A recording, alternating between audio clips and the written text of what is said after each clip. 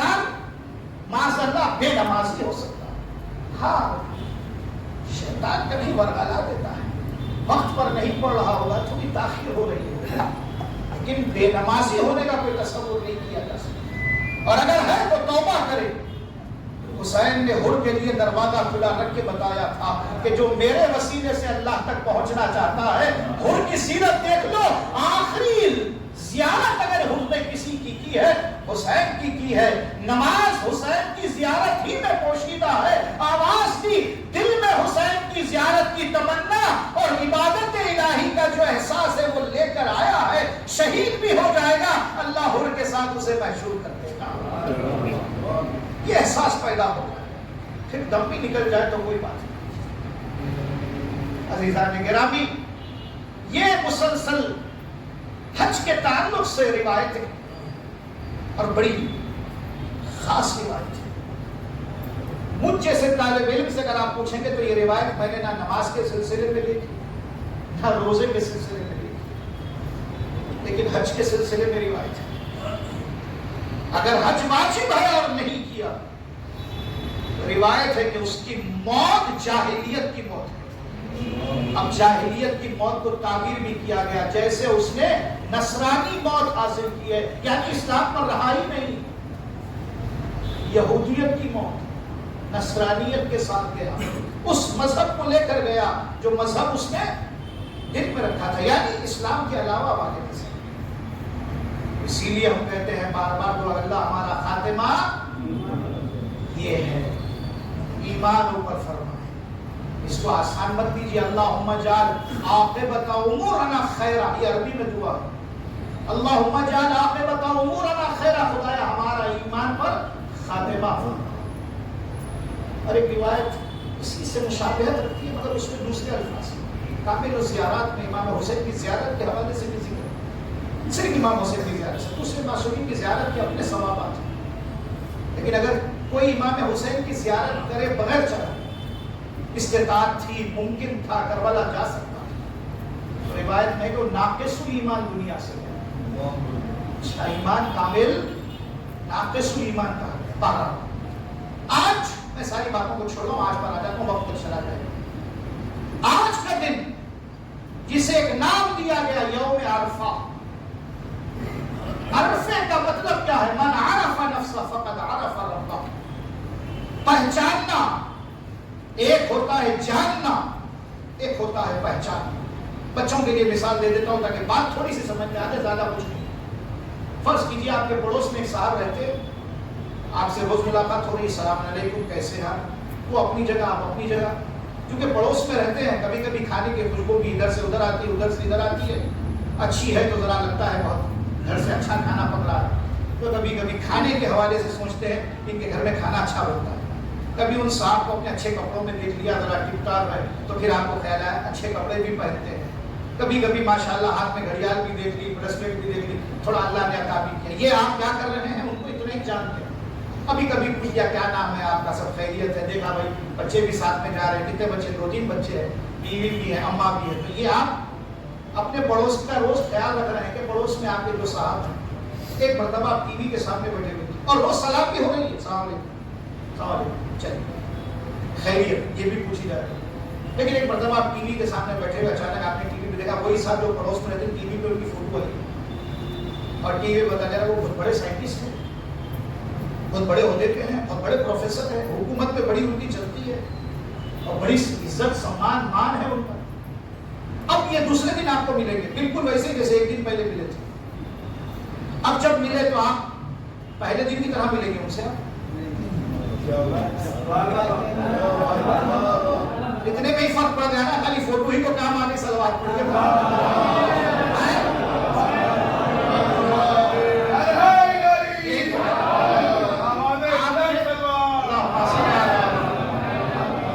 آپ نے صرف ان کے بارے میں 4 جملے سنے, 4 ہی جملے. اب کیا ہوا, آپ کے حالات بدل گئے. اب آپ ارے اتنے بڑے آدمی ہیں. اب جیسے وہ گھر سے کل نکلے, 4 قدم خود آگے بڑھے, السلام علیکم, خیریت. پہلے بھی سلام علیکم ہوتا تھا مگر آج سلام علیکم کا انداز ویسا ہے جیسے کل تھا. السلام علیکم, خیریت؟ ارے کیا ہماری کیا قسمت ہے، کیوں کل سے بیڑی نہیں تھی آپ کی،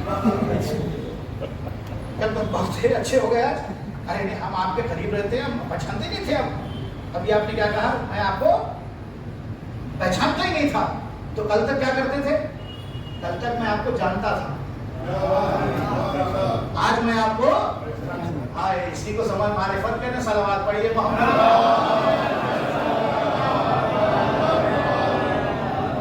علم اور معرفت میں فرق ہے، علم ہے جاننے کا نام اور معرفت ہے پہچاننے کا نام۔ اہل بیت کے سلسلے میں بھی ہم سے یہ گڑبڑی ہو رہی ہے، ہم اہل بیت کو جانتے ہیں پہچانتے نہیں ہیں، جب پہچاننے لگیں گے تو معرفت میں اضافہ ہوتا جائے گا، قرب اہل بیت بڑھتا چلا جائے گا۔ صلوات پڑھو محمد علیہ وسلم۔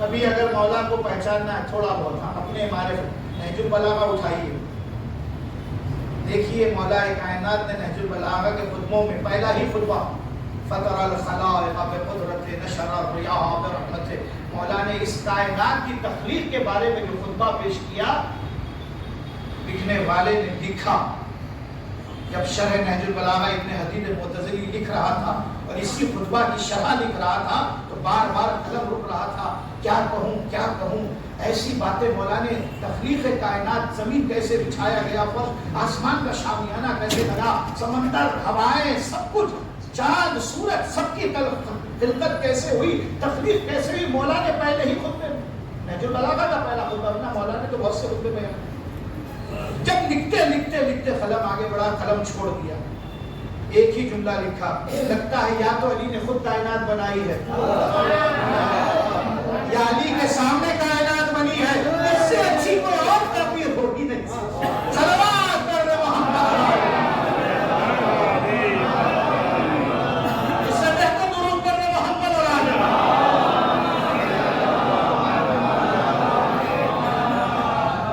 معرفت یاد رکھیے، من عرف نفسہ، اسی سے، اور آج روزے عرفہ ہے، عرفے کا مطلب بہت جلدی سے میں بیان کو ختم کر رہا ہوں کیونکہ وقت چلا جائے، دو زمینوں کی گفتگو کریں گے بس، آج نئے سرے سے گفتگو ہے۔ ایک زمین کا نام ہے مکہ مکرمہ،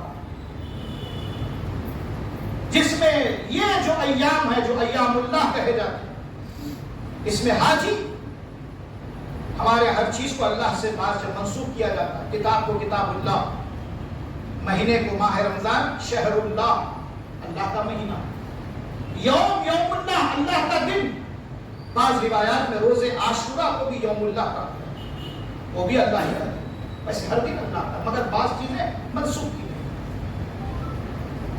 جیسے ہی بیان کیا گیا حج کے سلسلے تو یہ جو 3 دن ہیں آخر کے، 8، 9 اور 10، 8 ذی الحج کو کہتے ہیں یوم ترویہ، 9 ذی الحج کو کہتے ہیں یوم عرفہ، اور 10 ذی الحج کو کہتے ہیں یوم النحر۔ یہ تینوں جب ملیں گے جب جا کر حج سمجھ میں آئے گا، اور یہ ذی الحج کا مہینہ اللہ نے، یہ شروع کے 10 دن جس میں وہ نماز بھی پڑھی جاتی ہے، اور پڑھا کیجیے، بڑی ثواب رکھتی ہے، مغرب عشاء کے بیچ میں گھر میں پڑھنا چاہے تو گھر میں بھی فرادہ بھی پڑھ سکتے ہیں، جس میں ایک آیت پڑھی جاتی ہے حضرت موسیٰ کے حوالے سے، وَوَعَدْنَا مُوسَىٰ 30 لَيْلَةً فَتَمَّ مِيقَاتُ رَبِّهِ 40 لَيْلَةً وَقَالَ مُوسَىٰ، اور جناب موسیٰ اور ہارون کا وہاں تذکرہ، کبھی وقت ملے گا تو اس حدیث پر، جس کو حدیث منزلت کہا جاتا ہے، پیغمبر اکرم نے حضرت علی علیہ السلام کے تعلق سے فرمایا،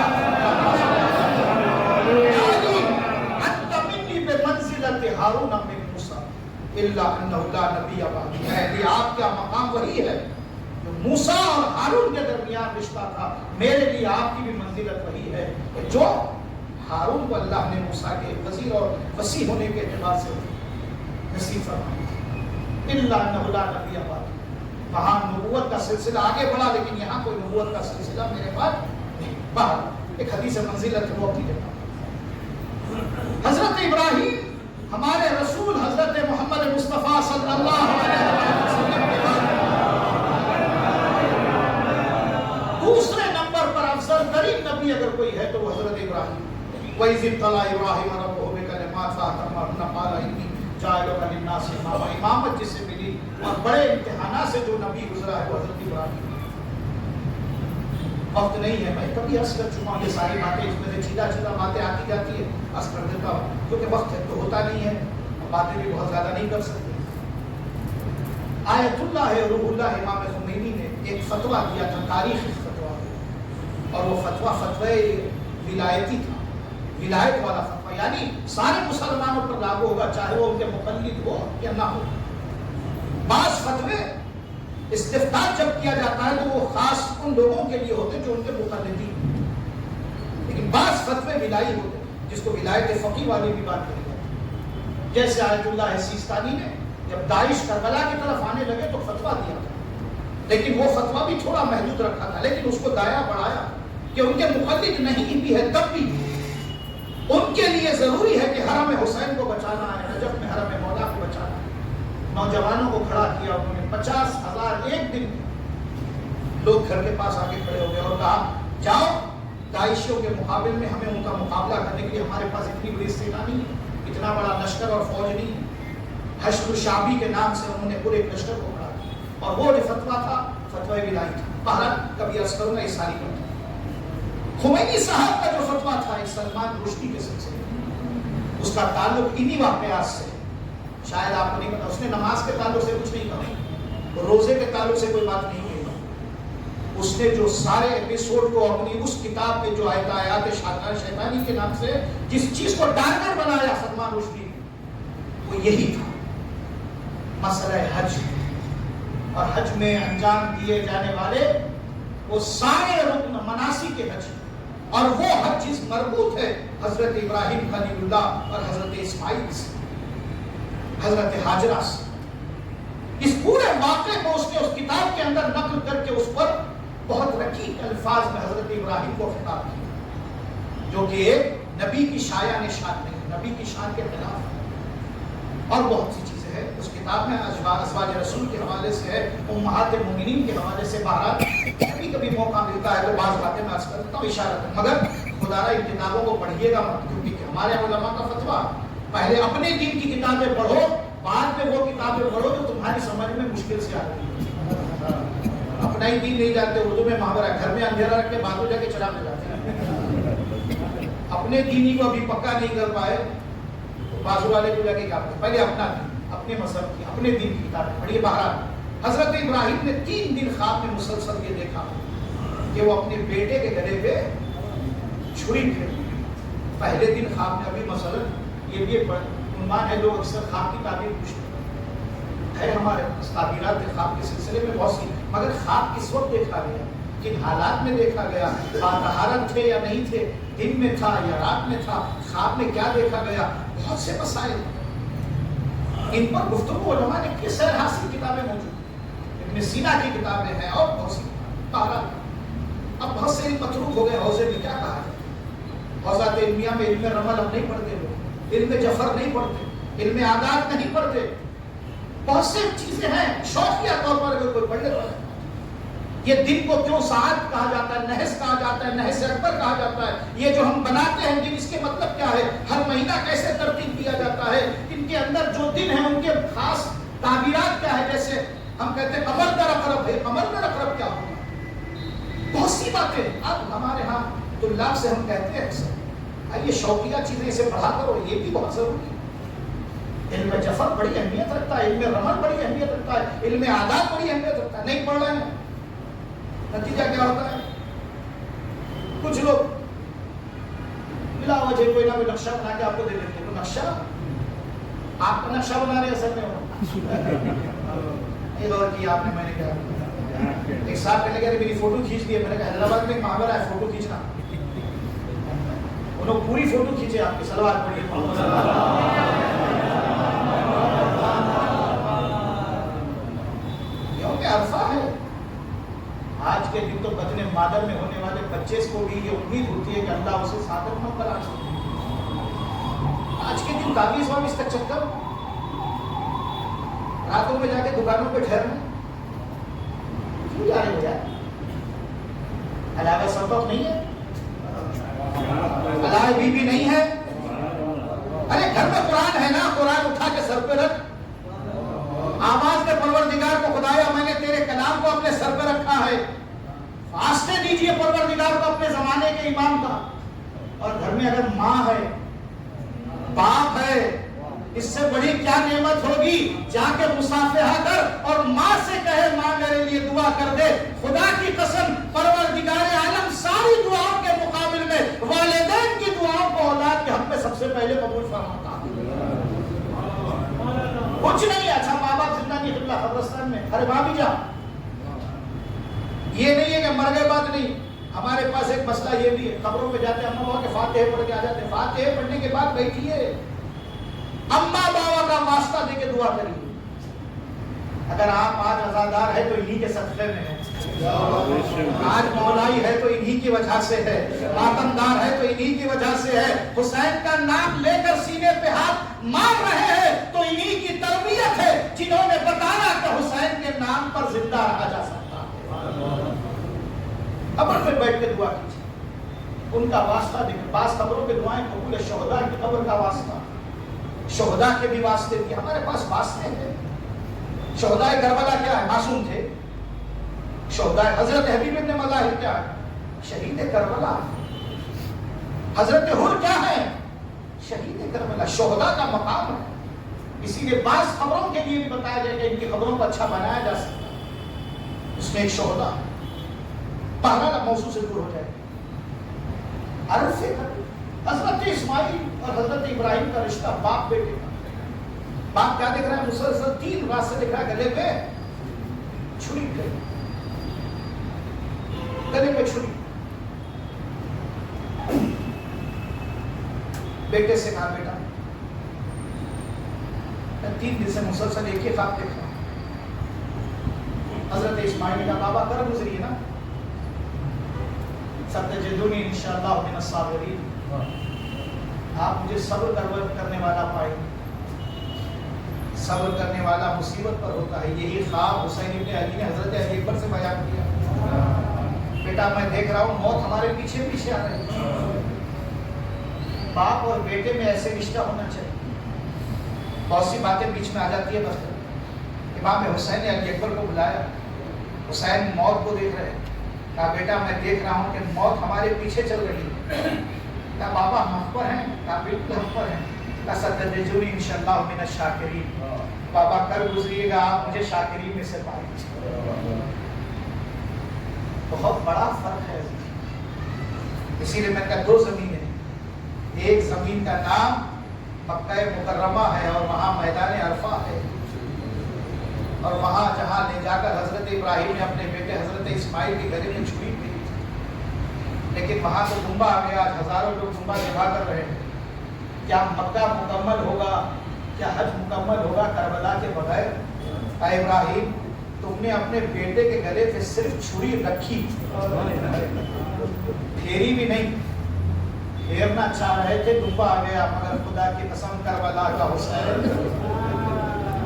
جس نے اپنے جوان بیٹے کی لاش سینے سے برچھی کا پھل، خون کا فوارہ، جوان کو سینے سے لگا کے آواز کی میرے لحاظ علی اکبر تیرے باپ تیرے بابا کے لیے دنیا کیسے؟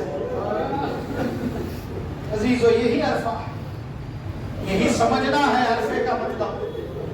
اگر ہم نے کربلا کو سمجھ لیا تو میدان عرفہ کو سمجھ، میدان عرفہ کو سمجھنے کا مطلب اپنے گناہوں کے پچھتاوے کے ساتھ آنکھ سے بہنے والے آنسو اس طرح دھل جاتے ہیں جیسے پتجھڑ میں پتے گرنے لگتے ہیں۔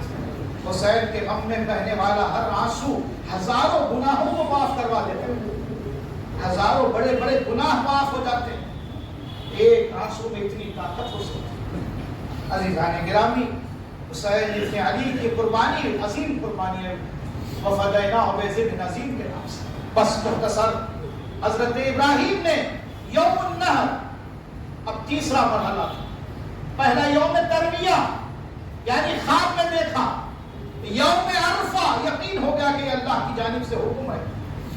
اور آج کیونکہ ہمارے ہاں سعودی عرب سے ایک دن آگے چل رہا، وہاں عید کا دن ہے آج، لیکن کل کا دن جو گزرا ہے وہ یوم عرفہ، ایک میدان ہے جس کو میدان عرفہ کہا جاتا ہے، حاجی وہاں جمع ہوتے ہیں، کیونکہ اس کا تعلق حاجیوں سے، چاہے قربانی ہو، چاہے یوم عرفہ ہو، چاہے اعمال عرفہ ہو، یہ سب اصل تعلق رکھتے ہیں ان لوگوں سے جو حج پر گئے، حاجیوں کے لیے، چاہے مینا میں ہو، مزدلفہ میں ہو، وہاں قیام کریں، یہ ساری چیزیں حاجیوں سے متعلق ہیں۔ جا کر رمی جمرات کنکری مارنا یہ بھی حاجیوں سے متعلق ہے۔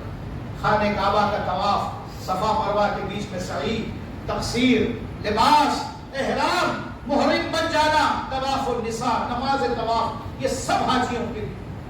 میرے اور آپ کے لیے صرف دو ہی چیزیں یہاں پر ہم بجا لا سکتے ہیں، ایک عرفے کے دن عرفے کے اعمال، اور دوسرے دن یعنی یوم عید کے دن قربانی اور نمازی۔ باقی نہ ہمارے لیے کوئی مینا کا کیمپ ہے، نہ مزدلفہ ہے، نہ کنکری ہے، نہ رمی جمرات۔ ہمارے لیے صرف یہ دو ہی چیزیں جو غیر حاجی۔ اسی لیے یہ دو چیزوں کو الگ رکھا گیا۔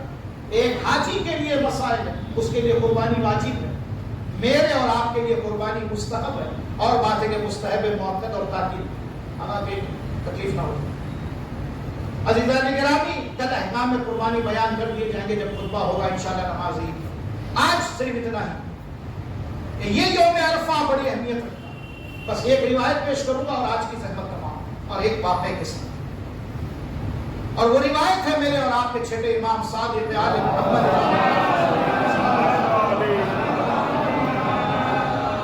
اگر آپ روایات میں جا کے دیکھیں گے تو یوم عرفہ کا ذکر ماہ رمضان میں ہوا۔ آپ کہیں گے ماہ رمضان میں یوم عرفہ کا؟ جی ہاں، ماہ رمضان جو روزوں کا مہینہ ہے، جس میں شب قدر ہے، اور شب قدر ہر مومن بخش دیا جاتا، بڑی عظیم رات، ساری راتوں میں سال بھر میں افضل ترین رات وہ شب قدر کی رات، لیلۃ القدر خیر من الف شہر۔ اور اگر اسے درک کر لے، اس میں توبہ کر لے، استغفار کر لے، آپ شب قدر میں اعمال بجا لاتے۔ لیکن کسی نے کہا مولا مجھے ماہ رمضان میں توفیق توبہ نہیں ملی، شب قدر بھی گزر گئی، شب عید بھی گزر گئی، شبہائے شہادت بھی گزر گئے، توبہ کی توفیق نہیں ہوئی، اب کیا کریں؟ اس وقت چھٹے امام نے فرمایا کہ تیرے پاس ایک آخری آپشن ہے۔ وہاں ذکر ہوا ماہ رمضان کے حوالے سے کہ تو جا ایک میدان میں، حج کے موسم میں، جہاں حاجی اپنا حج تمتع بجا لانے کے بعد جب مناسک کے حج کا آغاز ہوتا ہے تو وہ جاتے ہیں میدان عرفہ، وہاں جا کے توبہ۔ 11 یا 12 روایتیں مسلسل ہے وسائل الشیعہ کہ جو میدان عرفہ میں توبہ کی جاتی ہے، ہر گناہ اللہ تعالیٰ میدان عرفہ میں توبہ کرنے والے کی گناہ معاف کر دیتا ہے، سوائے حقوق العباد کے۔ یہ یاد رکھیے گا، بریکٹ میں بعض بات، حقوق اللہ معاف ہو جاتے لیکن حقوق العباد معاف نہیں ہوتے، وہ بندوں سے معافی مانگیں گے اور بعد میں وہ معاف کیے جائیں گے، آخر تک چلیں گے، برزخ میں بھی رہیں گے اور میدان قیامت تک پہنچیں گے۔ اتنا آسان نہیں کسی کا مال ہڑپ کر کے قربانی لینے جا رہے ہیں، اور یہ نہیں کیا آپ نے کیا کہا، مال ہڑپ کر کے کیا جا رہے ہیں؟ ارے بکرا اچھا ہونا، لیکن مال اچھا ہونا، پہلے صلوات پڑھیے محمد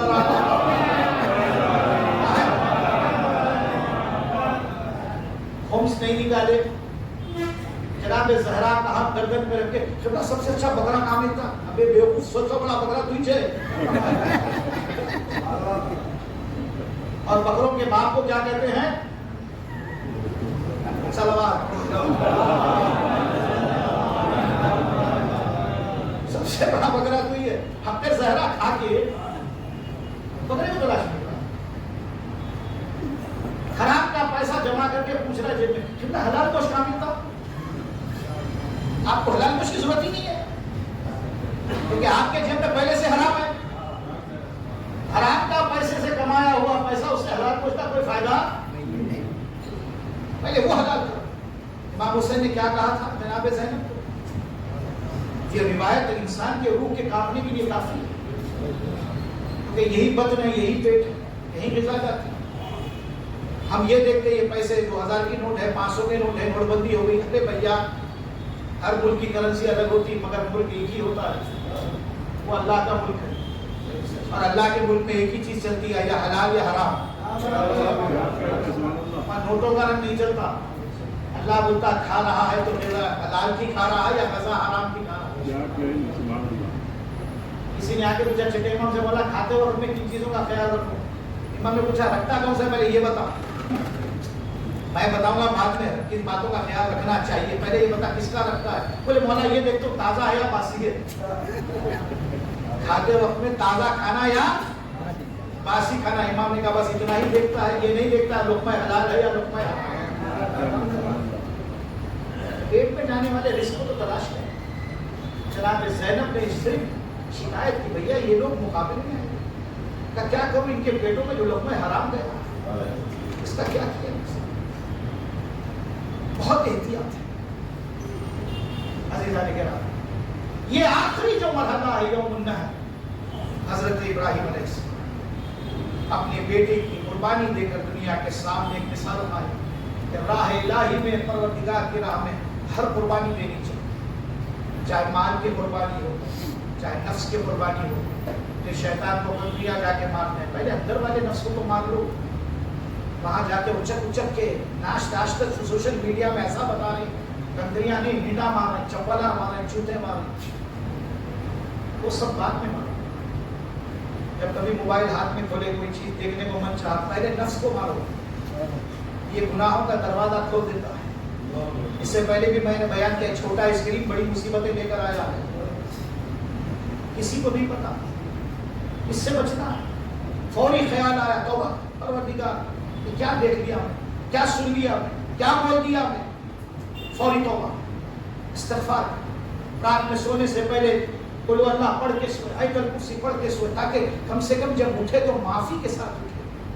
اور یہ بھی نہیں کر پایا تو گناہوں کے ساتھ سو گیا. عزیزان کیا یہ دن ہمارے لیے معرفت کا دن. اور ایک روایت میں یہ آخری روایت، میدان عرفہ میں جب لوگ جمع ہوتے، ان کے بال بکھرے ہوئے ہیں، بالوں میں گرد و غبار ہے، آواز آتی ہے، پروردگار فخر و مباحت کرتا ہے ملائکہ کے بیچ میں، اے ملائکہ دیکھو میرا بندہ کس حالت میں مجھ سے توبہ کر رہا ہے، مانگ رہا ہے، استغفار کر رہا ہے. اس کے ساتھ ایک لفظ ہے، بس میں نے وہ ساری باتیں اسی لفظ کے لیے رکھی ہوگا. کاش اس لفظ کو میں آپ تک پہنچا سکوں. بس اب تک جتنی باتیں میں نے کہی اسی ایک جملے کے لیے آ رہا ہوں. آج کے اعمال دیگر اعمال سے مختلف ایک ہی لفظ کے ساتھ. پتہ نہیں یہ بات میں آپ تک پہنچا پاؤں گا یا کسی اعمال سے پہلے یہ لفظ لکھا نہیں ہے سوائے عرفہ کے. کسی اعمال سے پہلے نہ غدیر، نہ مباہلہ، نہ شبہائے قدر، کبھی نہیں. لیکن عرفہ سے پہلے ایک بات لکھی ہوئی اور وہ حدیث میں، اسی کو یاد رکھ لیجیے کافی. اور وہ لفظ کیا ہے؟ اعمال سے پہلے اپنے گناہوں کو یاد کریں. میں نے کون کون سے خطائیں کی ہیں یاد کرے، بیٹھے سوچے مجھ سے یہ گناہ ہوا، یہ گناہ ہوا، یہ گناہ ہوا. اعتراف گناہ اپنے نفس کے ساتھ کرے، پھر توبہ کرے. یہ ہے عرفہ. عرفے کا مطلب کیا ہے؟ خالی دعائیں پڑھ لینا. اس کے بعد سجدے میں جا کر گڑ گڑائے، آنکھ میں آنسو لے کر آئے، تب ہے یوم عرفہ. یعنی معرفت والی توبہ، یوم التوبہ. اپنے گناہوں کو یاد. جب ہم کبھی حج پہ جاتے ہیں، اپنے ساتھ ہمارے ساتھ حاجی ہوتے ہیں، ایک ساتھ میں مجھ سے اگر کوئی ہندوستانی نہیں تھے، پاکستانی تھے. جب میں نے کہا اپنے گناہوں کو یاد کرے، شیطان اتنا خطرناک ہے، ان الشیطان لکم عدو. گناہ یاد نہیں آتے، ایسے دکھتا میں کوئی گناہ کی ہے ہی نہیں. واقعی تو آپ سوچیے. اب بیٹھے بیٹھے میں سوچ رہا ہوں میں کون سے گناہ کیا اپنے نفس کے ساتھ. میں جھوٹ بولا تھا، میں غیبت کرا تھا، میں فلاں کو گالی دیا تھا، میں فلاں کو مارا تھا، میں کیا کیا یاد ہی کیا تھا. ارے میں تو خود اچھائیاں کرا، میں تو مجلسیں کرا، میں تو تبرک بانٹا، میں تو پیاسے کو پانی پلایا، میں تو غریب کی مدد کرا، میں شب کی نماز پڑھوں، میں صبح کی نماز پڑھوں. اچھائیاں یاد آتی. لیکن عرفہ میں کیا ہے؟ گناہوں کو یاد کریں. اپنے گناہوں کو یاد کرنے کے بعد توبہ. یہ ہے یوم، یہ سارا یوم عرفہ کا فلسفہ اسی ایک چار چوبوں رہے. اسی لیے میں نے درس رکھا، کیوں؟ ہم کو احساس کر سکیں. ہمارے گناہ آلودگی پیدا کرتے ہیں. ہماری روح کو، ہماری معنویت کو، ہمارے ایمان کو کمزور بنا۔ عزیزان گرامی، انشاءاللہ اعمال کا آغاز ہوگا تھوڑی ہی دیر میں، اعمال ہوں گے یہاں پر۔ آج بارش کا امکان جو تھا کم ہو گیا الحمدللہ، پھر تھوڑا سا حالات بدل گئے، خصوصاً زیر آسمان اعمال بجا لانے کا بڑا ثواب ہے۔ دو طرح کی نماز پڑھی جائے، ایک نماز یوم عرفہ کے نام سے 2 رکعت نماز ہے۔ پہلی رکعت میں الحمد کے بعد قل هو اللہ احد، اور دوسری رکعت میں الحمد کے بعد قل یا ایھا الکافرون۔ اگر یہ یاد نہیں ہے سورہ میں پڑھتا ہوں، میرے ساتھ دہرانا ہے، کیونکہ فرادہ کی نیت سے نماز ہوگی، جماعت کی نیت سے نہیں ہوگی، سب کو دہرانا ہے، آواز بلند میرے ساتھ پڑھنا ہے، ریپیٹ کرنا ہے۔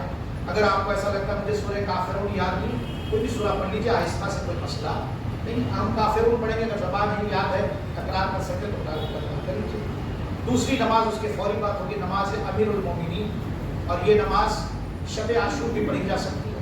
اکثر لوگ شب عاشور یہ پوچھتے ہیں کہ آج رات میں کون سے اعمال بجانا ہے، کم سے کم یہ 4 رکعت نماز بیٹھ کر ہی صحیح پڑھ لیجیے گا۔ شب عاشور بڑا ثواب رکھتا ہے، آج اور شب عاشور 2 مرتبہ وارد ہوئی یہ نماز، یعنی آج بھی عرفے کے دن اور شب عاشور۔ نماز امیر المومنین کے نام سے ہر رکعت میں الحمد کے بعد 50 مرتبہ سورہ قل هو اللہ احد، سورہ توحید کتنے قل هو اللہ ہونے کے 4 رکعت میں 50 100، پہلی 2 رکعت میں 100 اور دوسری 2 رکعت میں 100، 200 مرتبہ سورہ توحید پڑھیں گے۔ اس کے بعد مسلسل کچھ دعائیں ہیں، کچھ اللہ تعالیٰ کے ناموں کے اذکار کا واسطہ دینا ہے، وہ سب ہوگا انشاءاللہ۔ اس کے بعد زیارت امام حسین پڑھائی جائے گی آخر میں، جو کہ میرے موضوع کا آخری حصہ۔ دوسری زمین، ایک زمین میں نے بیان کر دی، وہ زمین ہے مکہ مکرمہ، میدان عرفہ، مزدلفہ، مینا، رمی، جمرات، لیکن ایک اور زمین ہے، اس زمین کا نام ہے کرب و بلا۔ وہ زمین جس پر آج وہ زائرین حسین جو مخصوصی عرفہ کے لیے کربلا معلیٰ پہنچے، یہ میرے ذکر کا آخری حصہ ہے۔ کربلا معلیٰ حسین نے اپنے اس عمرے کو حج کو عمرے سے بدل کر اپنے سفر کا آغاز کیا۔ کربلا میں آج جو زائر پہنچتا ہے، چھٹے امام فرماتے ہیں یہ وہ زائر ہے جس نے مناسک کے حج کو صحیح پہچانا ہے، یہ وہ زائر ہے جس نے حج کی روح کو پہچانا ہے۔ کربلا روح حج کا نام ہے۔ مکہ مکرمہ ایک زمین ہے، خانہ کعبہ کچھ دیوار ہے، لیکن اس میں جو روح اگر کسی نے بھری ہے تو وہ شہداء کربلا حسین ابن سید الشہداء حسین نے روح ہے۔ مکہ، مدینہ، مینا، مزدلفہ، کربلا، اسی لیے پہلے اللہ حسین کے زائرین پر نظر رحم فرماتا ہے، بعد میں میدان عرفہ پر۔ کیوں؟ بس یہ جملہ سن لیجیے گا، اس سے پہلے ایک دعا کروں گا۔ اگر یہ دعا سننے کے بعد اپنی اولاد کے حق میں آپ کو کچھ دعا کرنی ہے، یہ دعا کیجئے گا، اللہ آپ کی اولاد کو سلامت رکھے، آپ کے بچوں کو سلامت رکھے۔ یہ میں نے دعا کیوں کی؟ کیونکہ ایک مظلوم ایسا جو 9 ذی الحج کو ابن زیاد کے دربار میں لایا جاتا ہے، اور وہ کون ہے؟ ایک ایسا غریب الوطن ہے جس کا نام مسلم ابن عقیل ہے۔ میں نے بچوں کے لیے کیوں دعا کروائی؟ میں نے آپ کی اولاد کے لیے کیوں دعا کروائی؟ ابھی بتا دیتا ہوں، سنیے گا، گریہ کیجئے گا اور آنسوؤں کے ساتھ یہ دعا کیجئے گا، پروردگار آئندہ سالوں میں ہم کو مولا کربلا کی زیارت نصیب فرمائے۔ عزیزو، جب مسلم کو دارالامارہ پر لایا گیا، مسلم نے اپنے آپ کو یہ سمجھ لیا کہ آخری لمحات ہے، اب وہ کون سا عمل ہے جو آخری لمحات انجام دیا جائے۔ مسلم نے کربلا کا رخ کیا۔ یہ کہوں جہاں بھی مولا حسین ہوں گے وہاں کا رخ کر کے کہا السلام علیکہ یا ابا عبداللہ، السلام علیکہ یا ابن رسول اللہ۔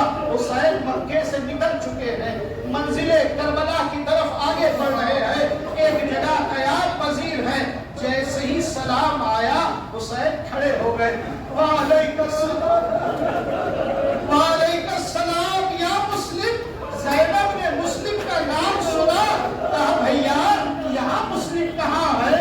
مسلم کو آپ نے جواب سلام دیا ہے۔ بس عزیزو، یہ آپ علماء سے سنتے رہتے، مسلم کے 4 فرزند 2 کربلا میں شہید ہوئے، 2 مسلم کے ساتھ اسی کوفے میں آئے تھے اور یہی جام شہادت نوش کر گئے، لیکن حسین کے ساتھ مسلم کی ایک بیٹی بھی ہے، حسین کے قافلے میں ہے۔ جب مسلم کا آخری وقت آیا، زینب نے وہ منظر بھی دیکھ لیا جہاں سر و تن میں جدائی ہو رہی ہے۔ حضرت حسین اپنے بھائی پہ گریہ کر رہے ہیں، مسلم پر رو رہے ہیں۔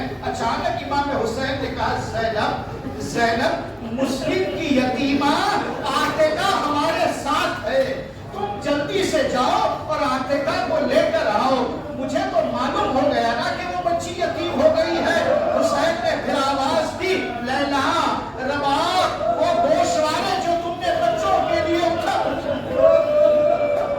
وہ گوشوارے لے آؤ۔ بیویاں جمع ہو گئی، مسلم کی بیوہ موجود ہے، مسلم کی یتیمہ موجود ہے۔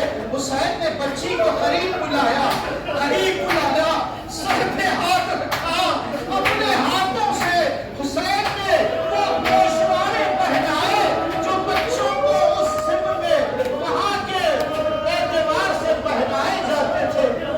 بچی نے اہل بیت کے گھرانے کی بچی ہے، غور سے دیکھا، چچا جان، چچا جان، یہ جو آپ کر رہے ہیں یہ تو کسی یتیم کے ساتھ کیا، یہ تو کسی یتیم کے ساتھ ہوتا ہے۔ حسین نے کہا بیٹا اپنے کو یتیم نہ سمجھنا، حسین زندہ ہے، حسین ابھی باقی ہے۔ عزیزو یہ منظر ہو رہا ہے، راہ کربلا ہے، مگر ایک شہزادی ہے جو 4 سالہ ہے، خیمہ میں بیٹھی ہے، خیمے کے پردے کے پاس کھڑی ہے، دیکھ رہی ہے میرا بابا یتیم کو گوشوارے پہنا رہا ہے، یتیم کے ساتھ رحم کر رہا ہے۔ یہ بیٹی کون ہے؟ حسین کی بیٹی سکینہ۔ یہ منظر جزاکم ربکم۔ اب سمجھے آپ جناب سکینہ کے لیے مصیبت کیا تھی؟ ارے میرے بابا نے یتیم کو گوشوارے پہنائے، مگر ہاں کربلا سکینہ یتیم کے کان سے گوشوارے کھینچے۔ بس میں نے یہاں تک بات پہنچا دی، آخری جملہ میں اب بیان کرنے جا رہا ہوں، اگر سن سکے گھر پر جا کر سوچئے میں نے یہ جملہ کیوں کہا اور یہ جملہ روایات میں کیوں آیا ہے۔ عزیزو، آپ نے کسی عالم سے یہ نہیں سنا ہوگا کہ جناب سکینہ کے گوشوارے نکالے گئے، آپ نے یہی سنا ہوگا گوشوارے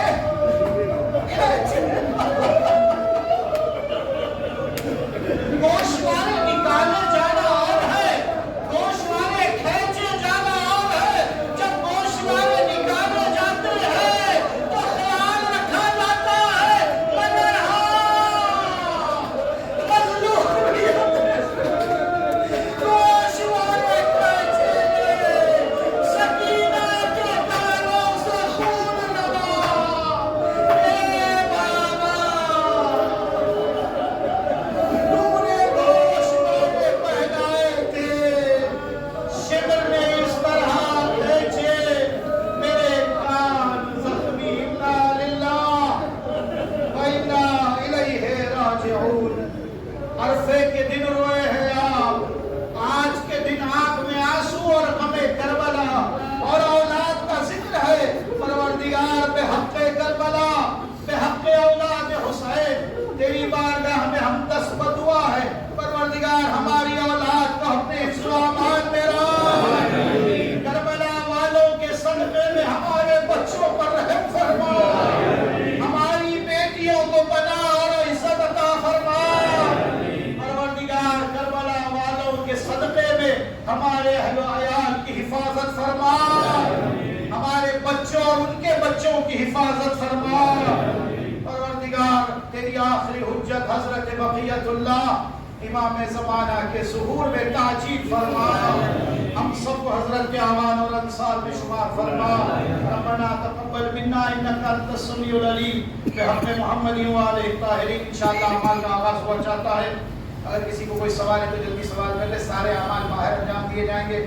2 باتوں کو تاکیداً پیش کر دوں جو میں باہر جا کے پیش کرتا ہوں، لیکن یہیں عرض کر دیتا ہوں کیونکہ نماز امیر المومنین تھوڑا لمبی نماز ہے، اگر باہر کرسیوں کا انتظام ہے، منا بھائی نے اگر کیا ہے تو جو بزرگ ہے وہ کرسیوں پہ بیٹھے.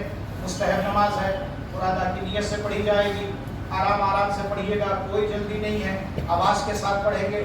اگر نماز کے بیچ میں بھی احساس ہو کہ میں کھڑے ہو کے نماز شروع تو کر دیا مگر میں زیادہ کھڑا نہیں ہو سکتا ہوں، نماز کے بیچ میں بیٹھ جائیے، کوئی مسئلہ نہیں ہے. مستحب نماز ہے، واجب نماز نہیں ہے. جماعت کے ساتھ نماز نہیں ہو رہی ہے، سب فرادہ کی نیت سے ہو رہی ہے. البتہ صف اول میں کھڑے والے حضرات وہ ذرا، کیونکہ کبھی کبھی میرے سے ہم کو 50 سورے یاد رکھنا ہوتا ہے، برابر تعداد کی نہیں ہوتی ہے، تو کبھی میں دیکھتا ہوں بازو سے ادھر سے سجدہ ہو جا رہا ہے، جلدی جلدی پڑھ کے ادھر سجدہ کر لے رہے ہیں. یا منا بھائی جیسے افراد پیچھے کھڑے قل اللہ، ذرا ہمارے قل اللہ کے بعد شروع کرتے ہیں تو آواز میں ذرا ڈسٹربنس ہوتا، سمجھ رہے نا مطلب وہ نہیں.